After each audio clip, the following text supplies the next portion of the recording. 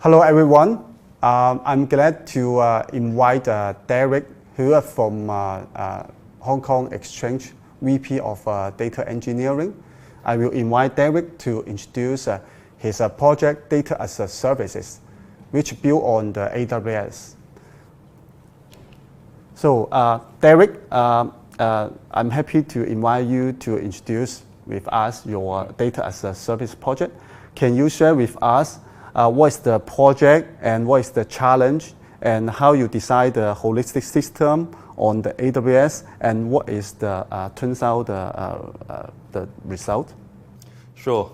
Thanks a lot, Tim. So thanks a lot for inviting me to be in this seminar here to share our journey to embrace our data journey here.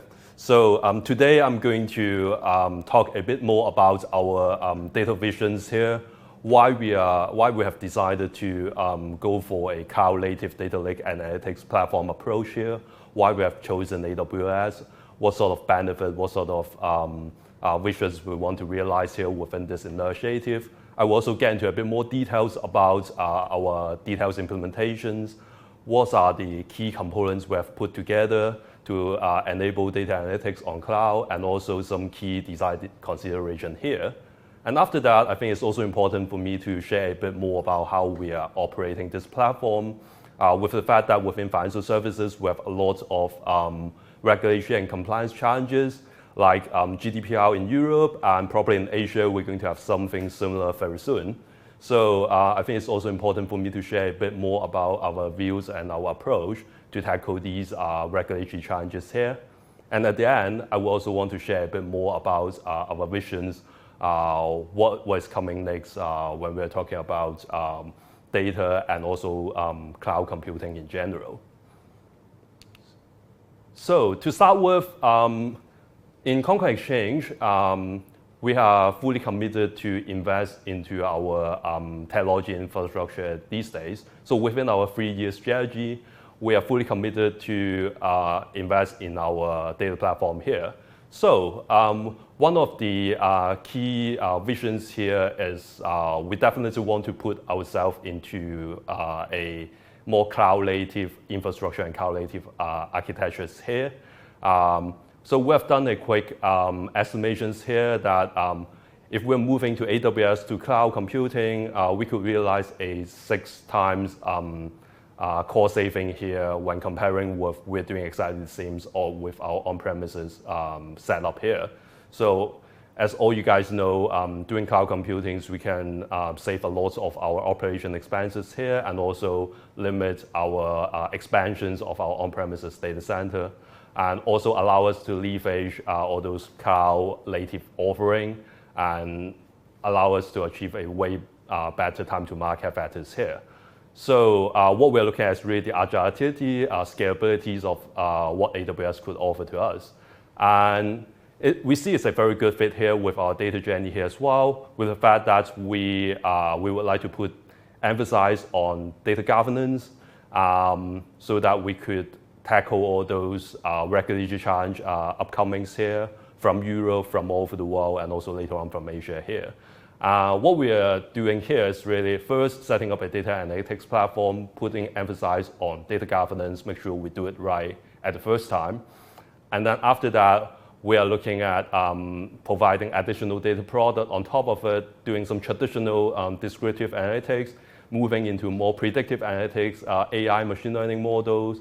And at the end of the day, we definitely want to monetize our data offering here, offering some external APIs to our participants, but also setting up a data marketplace so that we could start to put up a bit more product mindset here around data.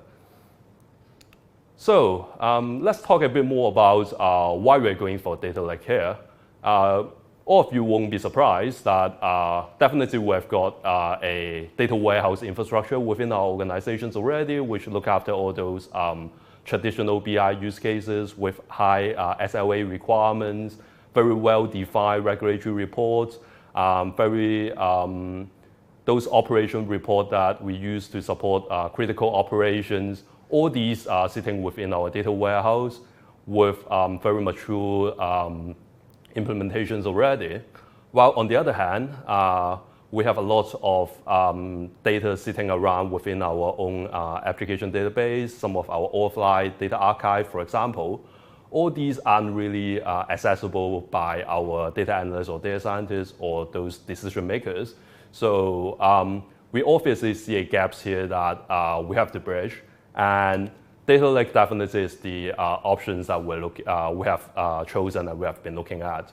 So what we're looking at is really to introduce two more layers between those, the raw data and also the fully governance data within our data warehouse. So what data lake is offered is really making all the raw data accessible to everyone within the organizations. It could be some subject matter expert within various business operation area. It could be some data scientists who want to build out some analytics model, machine learning models, do a bit more exploratory, experiment type data analytics. So this works fairly well with just giving them raw data so that they could play around with it. And on top of it, once they have access to raw data, people will start to create some refined data set, create a data set that we are more targeting to provide business values here. So you can see we are also adding a layers of refined data set here. So these two layers sitting within the data lake, we see that it is a very good supplement with our data warehouse here. So let's talk a bit more about our implementation journey here. So here's a quick high-level overview of what we have done with our data platforms here. As you can see, a lot of them are sitting within AWS. So we do have an architecture visions here that whenever it's possible, we will put our major workload on AWS instead of putting that on-prem, as we have mentioned all the benefit we want to realize with AWS here. So to start with, on the left-hand side, we have got all our data sources. It includes both structural data set and sitting in relational database, some unstructured data sitting on somebody's desktop, laptops, or some Excel spreadsheets sitting on some shared drives. So all these are data sitting within our organizations that right now we don't have a platform to manage and allows people to realize business values from it. So to start with, we're building out an enterprise data bus which collect all these data sitting everywhere within our organizations. Doing that in a event-driven manner here. We definitely want to invest into the future that rather than building a data sourcing mechanisms that put all those data onto the data lake, we also want to take this chance to move ourselves into a more event-driven architecture here. So the enterprise data bus, the core design principle here is real time. So we want to build a bus that allow us to throw data from one end to the other in a real-time fashion. And down the road, we could talk a bit more about our visions here around event-driven architecture. And then on the right-hand side, that's really our core data lake offering here. We divided that into three major areas here. One, and the most important one, is really data management and governance. We want to do data analytics, realize business value, create new data product, but also at the same time making sure that we do it in a secure way and governance way. So you can imagine we, as the major market infrastructure providers within Hong Kong, we definitely want to make sure all the data are handled in a secure way, and more importantly, in a compliance way as well. So data management and governance is really, really key for us. And also, of course, you won't be surprised, we're building out a data lake infrastructure as well, taking all the raw data that we collect from everywhere within our organization, internal, external, structural, semi-structural, unstructured data, all putting within our data lake through the enterprise data bus that I have just talked through. And that's what we're looking at from that is really managing all our data within this data lake in a cost-efficient manner. So what AWS offering is different tiers of storage technologies here that allow us to really optimize our cost TCO on our data lake here. So with different combination of different tier of storage, we can achieve both the business case that we deserve for, and also the cost benefit that we are looking at here. And the last component that we're doing is really a self-service toolkits for data analysts and data scientists to use it. So it includes a self-service data preparation tools that I'm going to talk into a bit more details later on. Some traditional BI offering, a data science toolkits, data science studio as well. The key concepts is really about self-servicing. So we want to make sure we provide the tools to the business and they can work on it on a self-servicing manner with our help, with our enablement team's help here. So that's roughly what we have put together right now. Well, let's talk a bit more about our enterprise data bus here. So our vision here is really to make sure we make all the data accessible in a real-time fashion, covering both internal and external data communications. And at the same time, we want to ensure data quality within it as well. While we're building out a centralized enterprise data bus, we definitely want to make sure we enforce data quality as part of it so that we do it once rather than do it everywhere within our application landscape here. So I would like to highlight two major components here, really. So one is one of the techniques that we have applied is change data capture. So some of you may be already familiar with these concepts here. So change data capture is a technology that allow us to capture raw database events from all the primary data store in the market. So the reason why we have chosen to go down this route is one is real time. So we definitely want to harvest our raw data events in a real time fashion rather than building some bespoke batch-based data extraction framework here. So change data captures do offer us a capabilities to pull data out in a real-time fashion. Another important factor here is completely zero coding efforts here. It's pure by configurations. So we don't really need our application teams to go and spend a lot of time building different modules or programs to extract data out from it. We can do it pure by configuration. And we also take a further step towards that we have built out a lot of streamlined automations effort here that allow us to really drive data extract from configuration, from workflows, from approval process, rather than treating that as a software development project here. So sourcing data out should be just as simple as go and ask for data owners for approvals, and then data is on your way, and then you can consume it and make use of it, build business case, realize business value on top of it, rather than in the traditional fashions, you go and talk to your technology friends, and it takes them a couple of weeks or even months to pull these data out for you. So change data capture is something that we have chosen to fulfill these functional requirements here.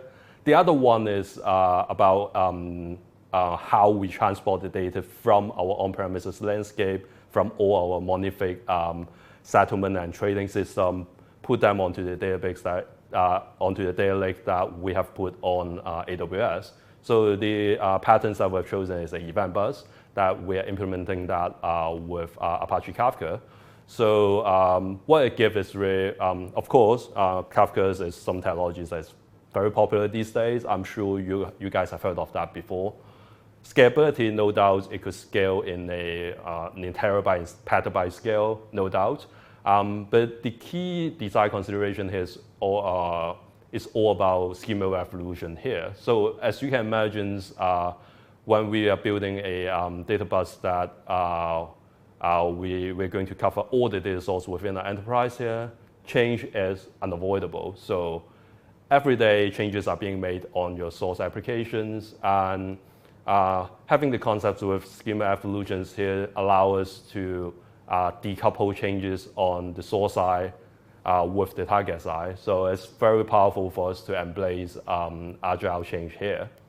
So with the combination of these two, that's really opened up the door for us, not only to enable data analytics, but also down the road, which we're going to talk about later on in this seminar here, is how we're going to leverage event-driven architecture and serverless architectures to help us to resolve some operational challenge down the road.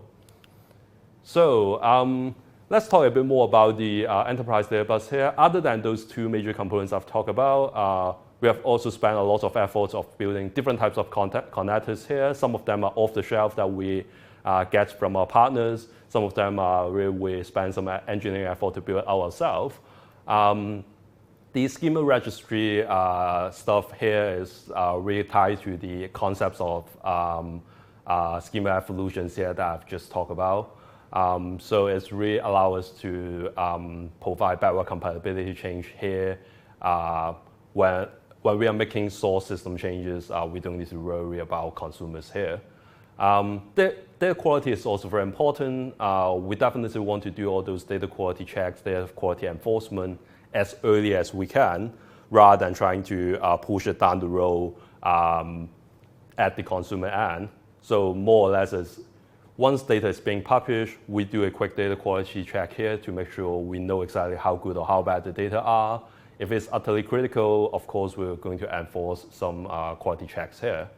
And the last one is really the enterprise data bus also provides a replay features here with all the historical records here.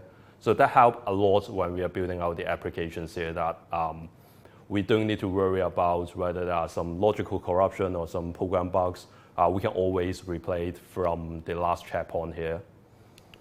So when we are talking about the enterprise data lake here, two major components here. We definitely leverage S3, no surprise here, to store all our data here. As I've mentioned, the tier storage helps a lot when we are talking about storing data on AWS in a cost-efficient way. But also at the same time, we leverage EMR, so the Hadoop offering that AWS has offered. And recently, they've added on a Hoodie into EMR as well, which I'm really excited about it. So since we've been looking into Hoodie for a while already, when I heard of AWS is putting it into your product, so I'm really excited about it, and we're using it already. So the reason why I'm looking into Hoodie is, as you guys are aware of, GDPR, the most famous right to be forgotten stuff. So imagine the case you got a GDPR claim and say, well, remove all my personal data from your organizations. With traditional data lake approach, it's really hard for you to pick out those a few records from that particular person or individuals and then anonymize it or remove it. So it's really hard.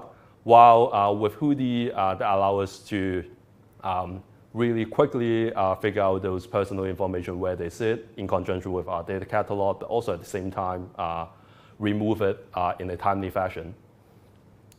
So Tim, yep. I will pass it on to you to talk a bit more about the best practices we're doing here for traditional data lake implementations on AWS. Yeah, thank you, Derek.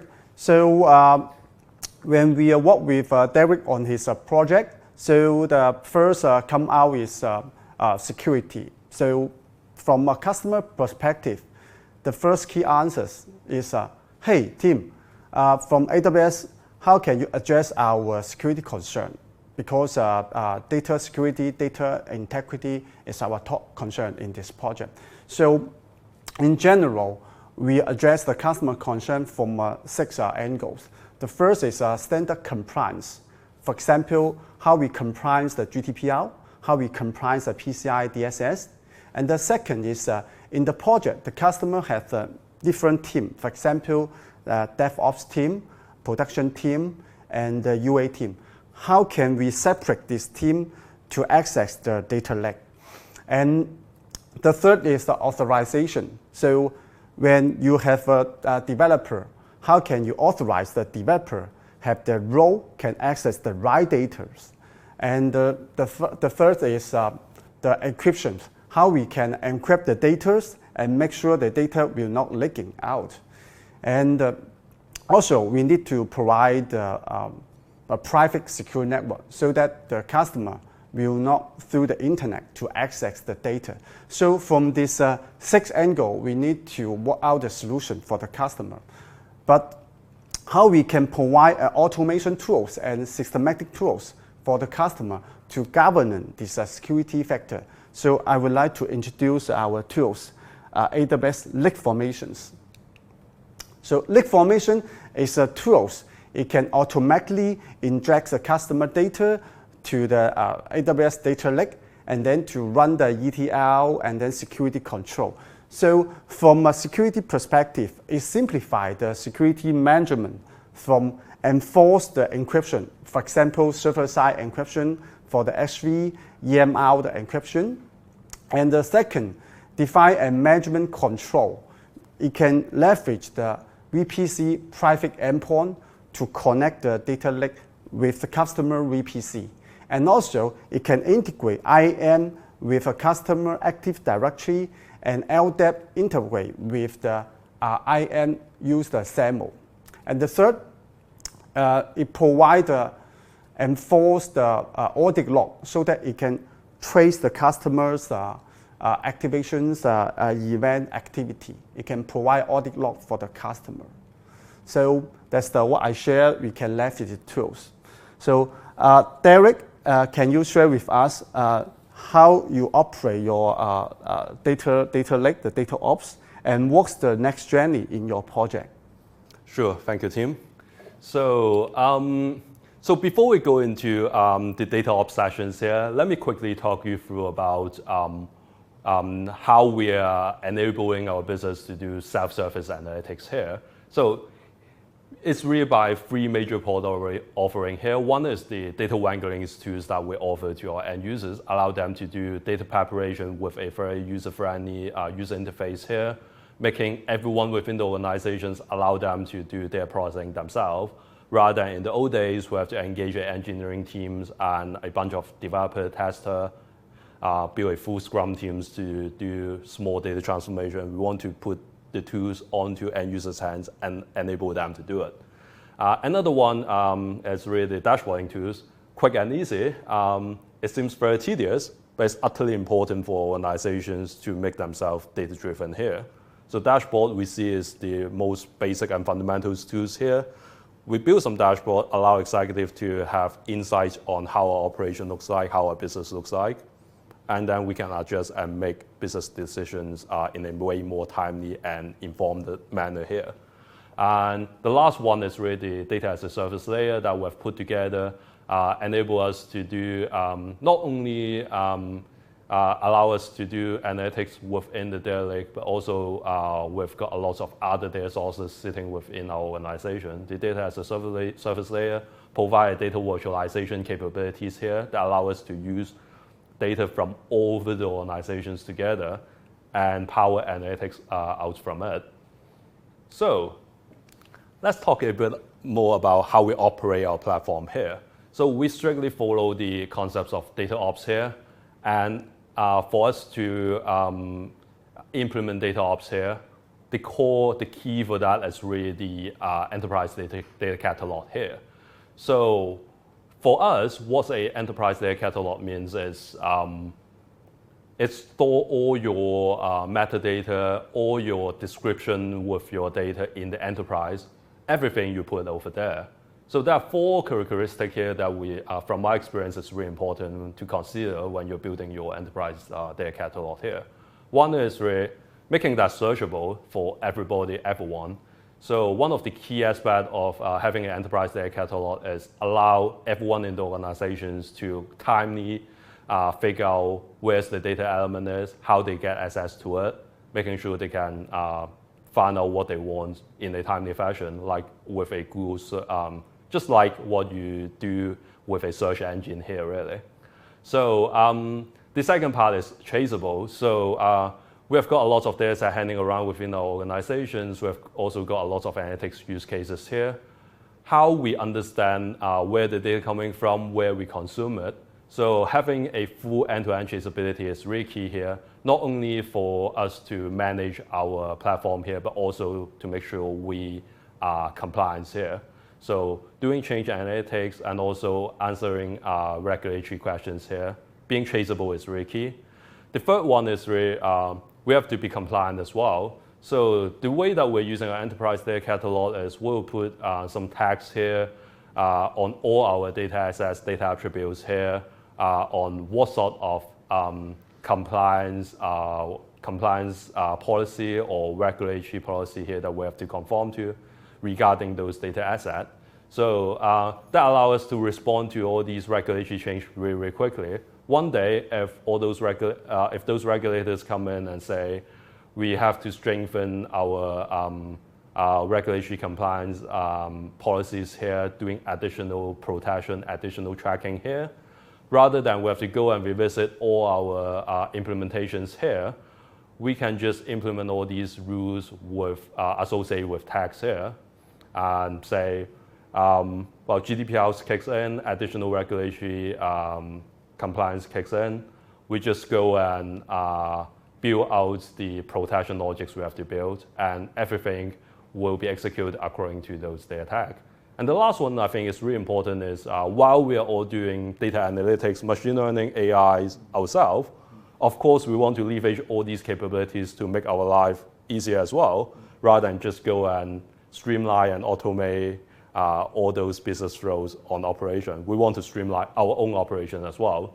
So we use a lot of machine learning algorithms to help us within this operation process here as well. So let's talk a bit more about how we are doing the data ops here. So I will classify them as 4 major stages here. One is really we have to protect our data as per how we tag the data there. GDPR compliance data, we encrypt them. We make sure we can comply to the right of forgotten, for example. All these are empowered by tag. We have also implemented a data shopping cart here, offering a Amazon-like experience here, just like you go to Amazon and buy some daily necessities here, just drop data in the same way here. And of course, we use our enterprise data catalog to drive access control as well. It's fully integrated with AWS IAM or other access control mechanisms we have put together.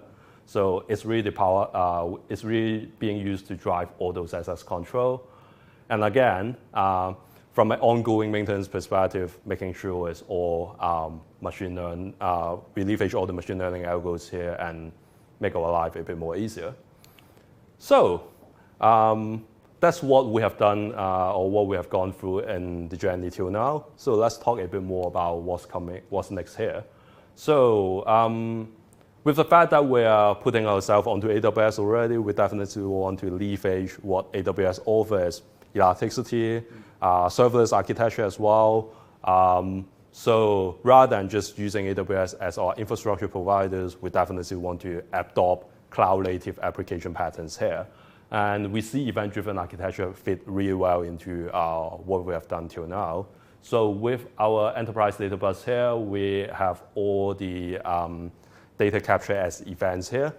And what we are going to do next is adopt event-driven architecture when we are building out different types of data and analytics product here. So we see a lot of benefits by doing that. First is the total cost of ownership will dramatically decrease while we are adopting serverless architecture. We don't need to look after our own infrastructure anymore. So it's your job to look after that, which is great. While it's also fit very well into traditional product development lifecycle stuff, so allow us to do things in a way more agile fashions. Again, it's also easy to trace as well. So while we have spent a lot of time on doing data lineage stuff, we can also leverage that capabilities to trace how the application goes, what the logics we have implemented over there across each of the microservices. And again, by design, it's highly resilient. We don't need to worry about DRs anymore. Again, it's your job. Great. So, and the last is really allowing us to move into a hybrid cloud or multi-cloud strategy a lot more easier. So, thank you very much for attending these sessions. Thanks a lot, team, for inviting me to share our journey here as well. Yeah, thank you, David. Thank you.